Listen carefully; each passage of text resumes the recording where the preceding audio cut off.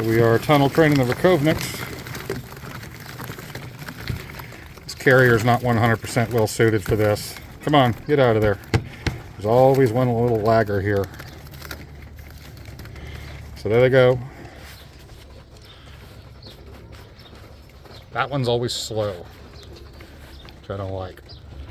This is the third time, so they've actually had a couple handfuls of grain, so they're not moving as fast as they did the first two times.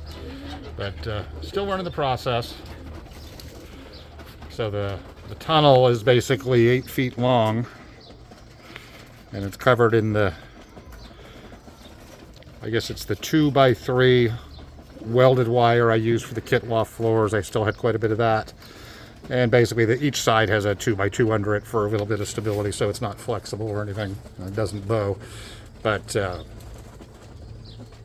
picked this up from Little Loft on the Hills channel. He's been using it. He had a kind of a similar situation that I had. He'd be settling young birds at his loft, and the hawks would get in the middle of them, and he'd lose young birds because obviously they get scared off where they're settled, and you lose them.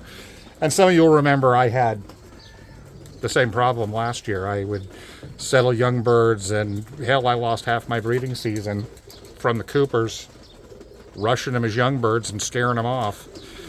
And needless to say, this, even though I'm not seeing any hawks right now, this does provide some protection. So basically they learn the process. The little crown carrier's not 100% suitable. It's got a trapdoor here that flips up, and that's not really 100% suitable for it. Need one with the raisable door in the back, just so you can let them out, and that way, you know, right now I'm having to flip the box. So if I had a lot of pigeons in this box, or certainly any more than this, and they weren't small, it'd be kind of chaos flipping the box over and letting them all pour out. So I've got another carrier on the way to replace this one, which is going to make it move a little seamlessly. And basically I'm doing this 3 times a day with them. Probably one more day like this with the tunnel. The next step, we'll just run them up a ramp without the tunnel on it. And in theory, they're going to run up the ramp to the kit loft. And eventually we'll take the ramp away and they'll fly across, and that will teach them where the loft is. And then after that, we'll start flying the Rakovniks just as normal. And the important thing is, you know, teaching them where the loft is, teaching them the trapping process. You know, I don't use traps on my rovers. I use the old English style with just the door. And for years, I just used a little settling pin out here. And it worked great for years, but now that we've got such bad hawk problems, the first time you go to let them out, hell, they just get slammed and chased off, and you really don't get the opportunity the way it used to be with the young birds. You could just put the squeakers out on the loft roof and they'd be fine, and they'd just sit there, and they'd eventually, you know, learn to come down into the kit loft. And now you can't do that because the coopers are so bad.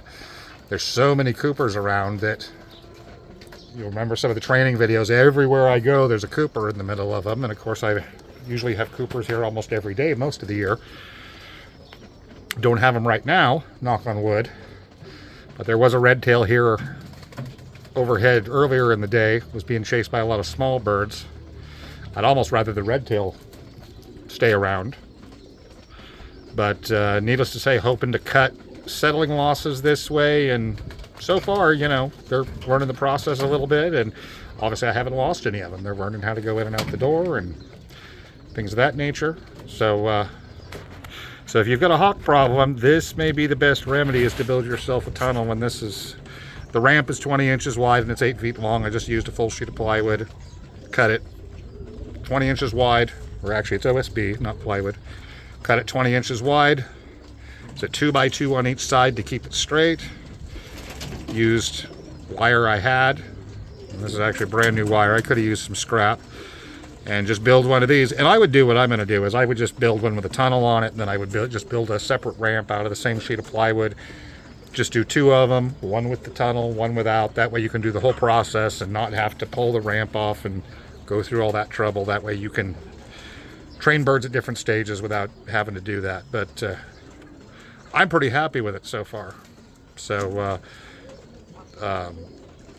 So if you go over to Little Loft on the Hill here on YouTube, he's got a pretty good explanation. I don't know if it's actually the first time I've ever seen anything like it, so he may have been the first guy to kind of dream it up. I mean, you never know if he was or not. You know, seems like most things in birds, they have been done before, and a lot of ideas that we think are new or not so new, you find out somebody else did them. But he's got a pretty good explanation of how he does it with his young racers, and kind of shows the process start to finish, starting out with the tunnel to the bare ramp and then to just the platform. So needless to say, continued working on my carpentry skills, and that I've been learning, and built the ramp and built the platform, and all's good. Like I said, get a little bit of a better carrier for this function than this one, even though this carrier was fine for training tosses. But the next carrier I've got on the way is a little more traditional with the sliding door in it, so it's going to be a little better than that, than what I've got. So it should make it a little more efficient, and basically you spend 15-20 minutes a day, and once you get them locked in, they're locked in, and you start flying them. And like I said, so far at this stage, pretty happy. So see you guys all later. Have a good one. Keep them flying out there.